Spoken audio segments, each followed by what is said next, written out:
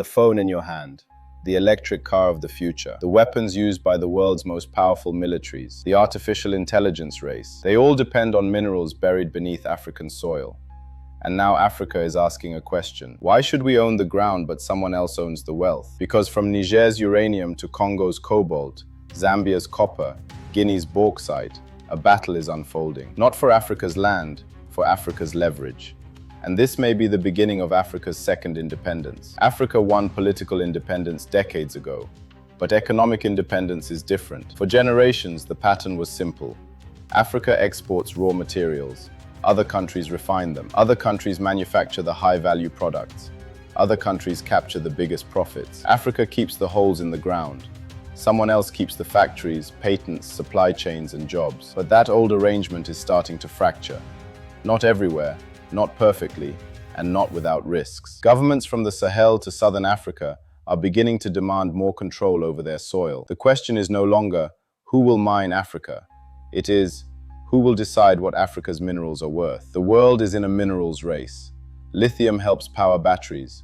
Copper carries electricity through grids. Rare earths are used in defense systems. Uranium remains strategically important for nuclear energy, and the major powers know that they cannot build their industrial futures without secure supply chains. The United States is now funding rare earth projects in Africa to build alternatives to China. The real competition is not simply over where minerals are mined. It is over who does the processing, who owns the refinery, who manufactures the batteries, who controls the technology and prices. If Africa only exports rocks, then Africa may be vital to the world, but still remain poor. Look at Niger.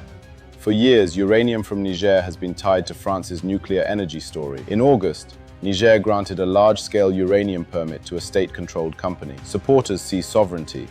Critics ask whether national control alone creates prosperity. Taking back ownership is a first step, but ownership without capacity can become symbolism. The real prize is building African power beyond the mine. That means strong contracts, transparent revenues, reliable electricity, skilled workers, local processing. Without those things, Africa can replace one foreign buyer with another and call it independence. China has spent years building strength in processing.